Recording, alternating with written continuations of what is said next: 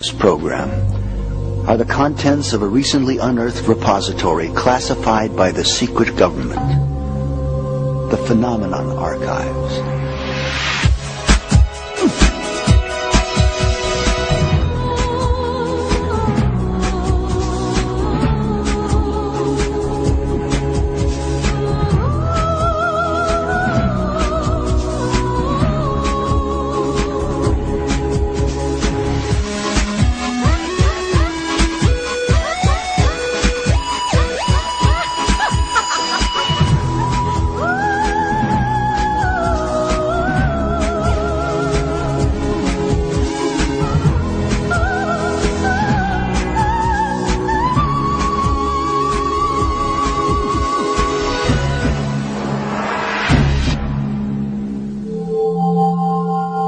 In the past century, humanity has been pulled from the furnace of worldwide epidemics and saved from the clutches of military dictatorships by the men and women of science. Now that we've come to consider them almost venerable, what if we were to discover that the attitudes of these professionals have taken a turn toward the darker side? Are the people of science today serving an agenda of integrity, or some vast corporate policy wherein the consumer is the unwitting guinea pig for the testing of profit-making pharmaceuticals?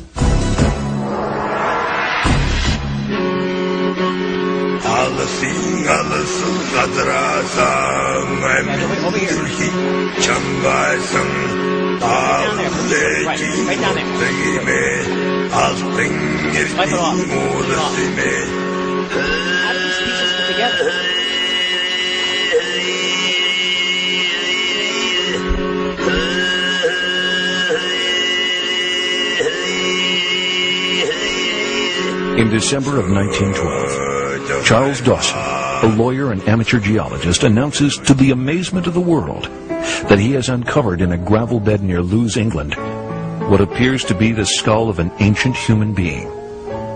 The world regales Dawson with the laurels of international celebrity, touting his discovery as the long-sought-after missing link, the evolutionary bridge between ape and man. The British Empire's scientists, who could not previously lay claim to a single major archaeological find, are at last vindicated. The discovery of the Piltdown Man becomes the most prestigious archaeological find of its day. In 1953, nearly 40 years after Dawson's dramatic breakthrough, chemical analysis of Piltdown Man's remains revealed that the very establishment which authenticated the find was duped in one of the greatest deceptions of all time, the Piltdown Man hoax. Ultimately, it is determined that the cranium belongs to a modern human being and the jawbone to an orangutan. Each is skillfully altered to appear prehistoric. The ensuing revision of history books and archaeological reference materials proved costly, but the cost and credibility to the scientific community is inestimable. There's corruption in any field. I mean, there are great people, and there are people that are somewhat corrupt in any field. Science is no different. Does fraud occasionally happen? Yes, it occasionally happens. Oh, God, I could spend an entire day telling you about the science and research fraud that my colleagues and I know about. The famous case of the Wright brothers, was it the New York Times said that they were committing a fraud the day before they actually flew their plane?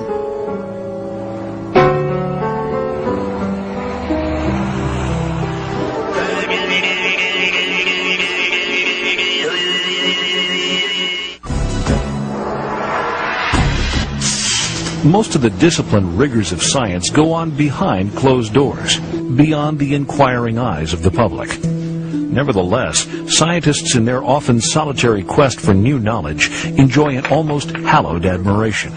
They are granted a virtual hands-off policy by our modern world to create, advance, and mold the future of civilization.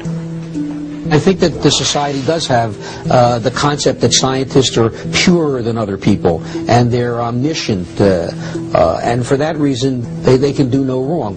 Given this revered social standing, the field of science is now more competitive than ever. There is enormous pressure on scientists to obtain grant funding. It is very demanding, The process is nerve-wracking for scientists. In most universities now, you can't really do the research you want to do unless you have funding for it. And funding is more and more difficult to get. So at places like MIT, you have to go where the money is, even to publish. In the mainstream media of today, tales of science fraud abound. Some of the most classical cases that I can think of, first was a psychiatrist from Arcadia, California, who falsely claimed that a drug, THA, was a treatment for Alzheimer's, and subsequently that created a tremendous demand for this drug. But he was busted by one of my colleagues at the FDA, who forced him to retract his results. Another case involves 4 pharmaceutical companies caught making payments to a top government researcher to secure his assistance in accessing confidential research he is conducting at the National Institutes of Health. And in a court of law, one group of industry-sponsored scientists stands behind their shameless, quote, conclusive research, unquote, that cigarette smoking is in no way harmful to human health. There was a junior researcher at the Harvard Medical School who published 18 major articles and 100 abstracts, most of which were completely bogus. He was fleshed out by another colleague of mine from the National Institutes of Health, Walter Stewart. Stewart was also a professor at the University of California at San Diego, who was writing papers at a rate of 1 every 10 days, and they were all based on complete fabrications. He was forced to withdraw and retract 15 of these papers. Unfortunately, the field of science is strewn with cases like this. There are more than 1 million practitioners of science in the United States alone. These men and women are, for the most part, actively engaged in the advancement of prosperity. Yet critics argue that science is too often done as fast practice. That these same scientists we have learned to depend on are guilty of cutting corners by rushing results in order to get their papers published, have their research ideas funded, and beat out their peers in an ongoing struggle for fame, glory, and financial reward. No, science is not a career for the faint of heart. Does it follow, then, that in a society where financial gain is considered the ultimate praise, the temptation to cheat has become too mighty? Has the reality of science fraud become so commonplace that fudging research is an accepted norm? An astronomer faking the discovery of an unknown star may set planetary science back years, as the Piltdown scam did to the field of archaeology. The ramifications of fudged research in other fields of science, however, foretell a much greater danger to our world and to individual human life. Well, the whole reason why agencies like the National Institutes of Health, the National Science Foundation, and the Food and Drug Administration, and many others have reviewers to scrutinize the work done by researchers is because of the extreme dangers to the public of faulty research.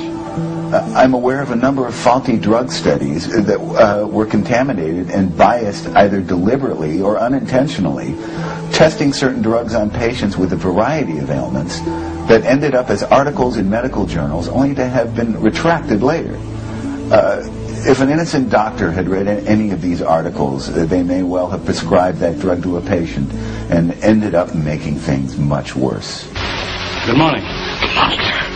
Do you mind showing your throat to these men?